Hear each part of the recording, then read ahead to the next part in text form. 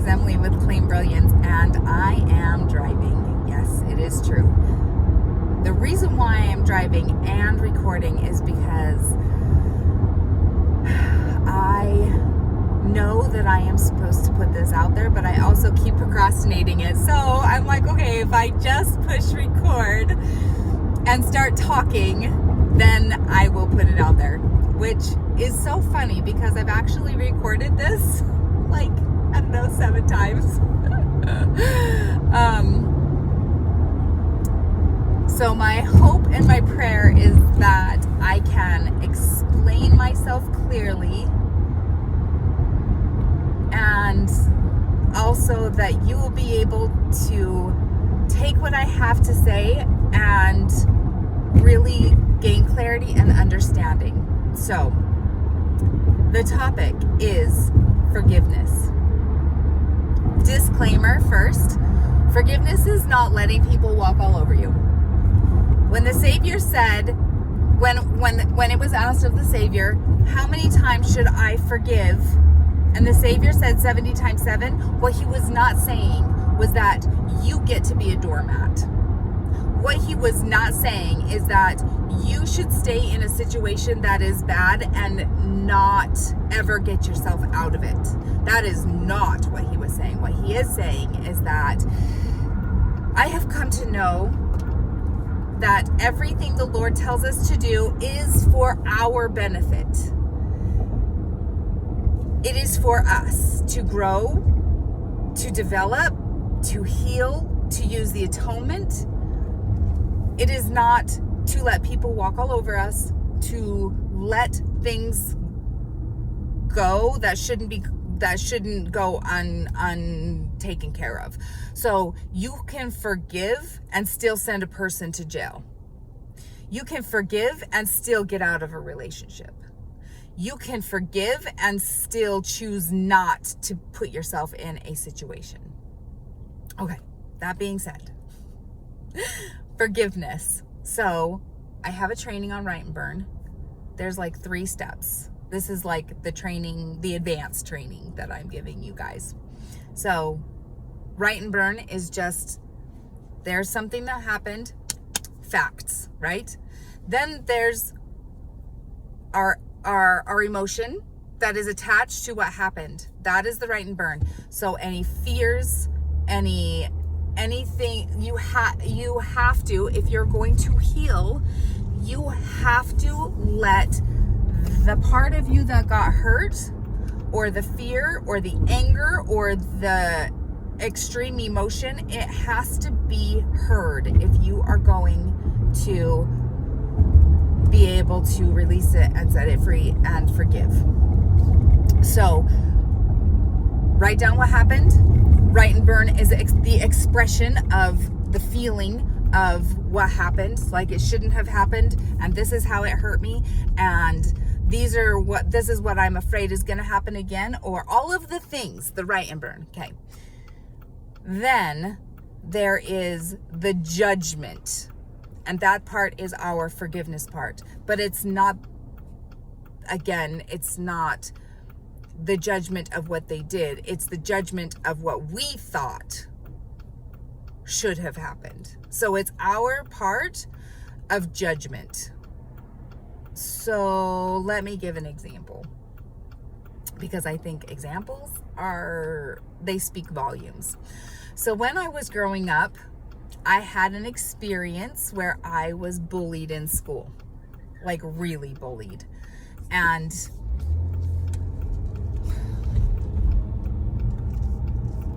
it has held me back from allowing myself to be hurt again. So this is where forgiveness comes in, right? Is because sometimes a situation happens and it can hold us back because we don't let it go. And until we can forgive, it keeps hurting us. That's where we keep hoping that, like, holding a grudge and not forgiving somebody is somehow going to keep hurting them, or it's protecting somebody else from getting hurt, or it's protecting us from getting hurt. Anyways, I'm going in circles. But you've heard it. I've heard it everywhere, so I'm sure you've heard it, that when you don't forgive, it's like drinking poison and hoping the other person dies. This is why, is because we don't want to get hurt again. So we have an experience like the bullying, and we don't want to be bullied again, but our brain is always going to make it so that we don't get hurt again. Okay, I'm parked, so now I can drive. Now I can talk to you.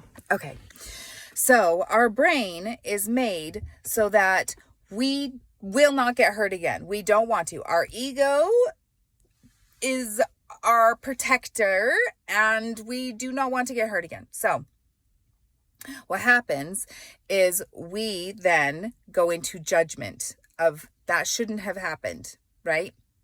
And we also go into judgment of, if I put myself out there again, then I'm going to get hurt again. And so our brain protects us. And so fears and doubts and all of these things come up. And so what forgiveness does is it is inside of us, and it is the part where we judged. So I judged that, I'll just say Sarah should never have bullied me. It was not right, and it should have never happened. And I'm judging that she should never have done that. Okay. Where the forgiveness part comes in is my judgment of that. So I can set myself free and heal myself when I come from a place of compassion, as well as a place of forgiving the judgment. So I forgive myself for judging that Sarah should never have bullied me the way that she did. The truth is that I don't know her circumstances. The truth is that I don't know her intention, if her true intention was to hurt me. I don't know. And you say like 3 things that you actually don't know. If you need to do it beforehand, do it beforehand. Like, I don't know that moving so many times was not for my benefit. I don't know that, I just name some things that you don't know. And then name some truths. The truth is that I'm safe now. The truth is that Sarah is long gone out of my life, and the likelihood of me ever coming across her again is slim to none.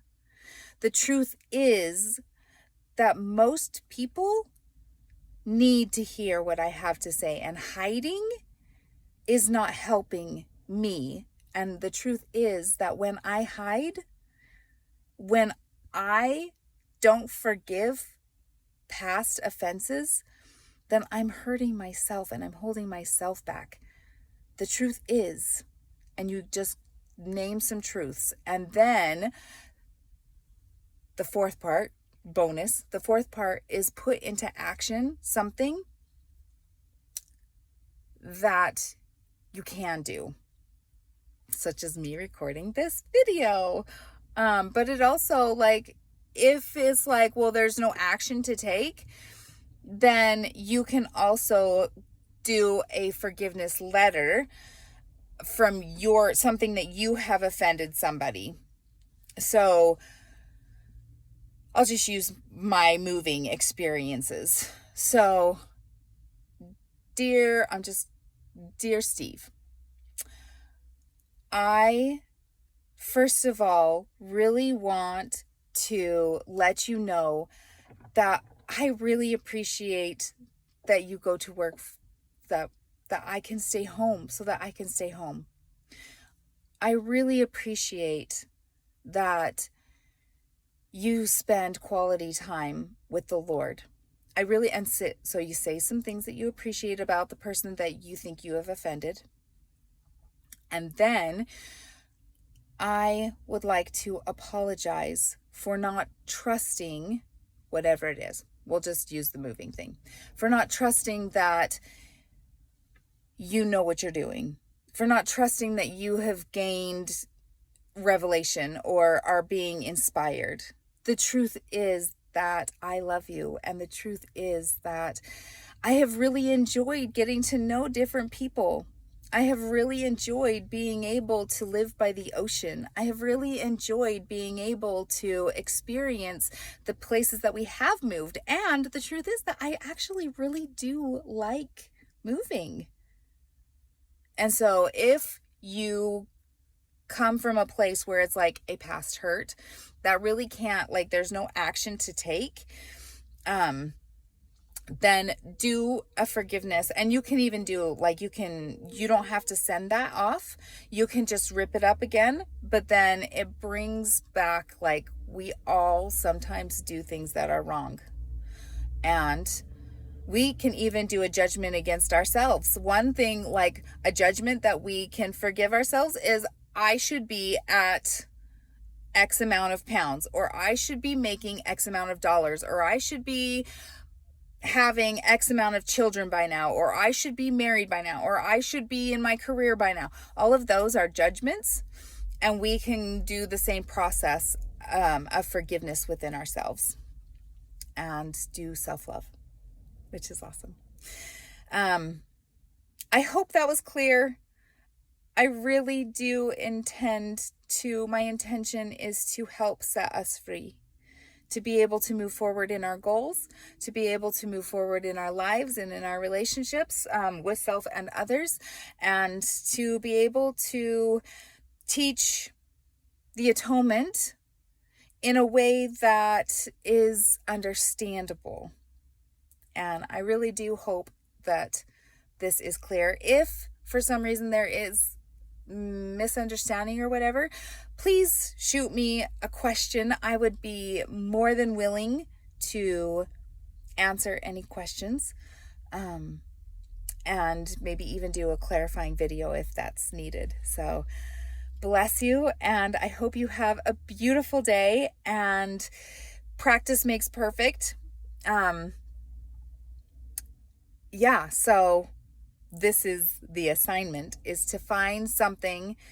Don't go crazy on a scale of 1 to 10, like 10 being big trauma and 1 being like, that's an irritation. Find something that's like between a 3 and a 5, and try to implement and get to know and understand, okay, I've done this a couple of times, and these are the judgments, and this is my part. Because the part of forgiveness, again, it is not excusing a bad behavior. It is not excusing something. It is not letting somebody walk all over you. Another misunderstanding that we have is somehow we think that if we hold on to the judgment, if we hold on to the thing that hurts, that somehow, if we hold on to it, that it will make it so that somebody else doesn't get hurt. And the truth is that we cannot stop somebody from hurting another person. But what it does, the truth is that what it does do is it stops us from being able to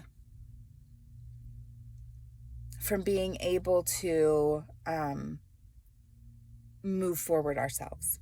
And that's what it really is. That is why forgiveness, I tell people forgiveness is selfish, which I shouldn't say that, but forgiveness really is for ourselves, for our growth.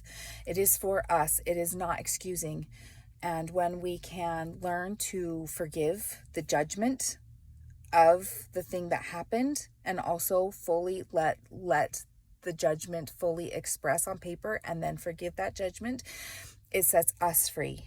And it makes it so that we don't continue to let the perpetrator or the offender or the circumstance or ourselves hold us back from taking the action and living the life we're supposed to. All right, you guys, I love you very much, and I will talk to you later. Bye.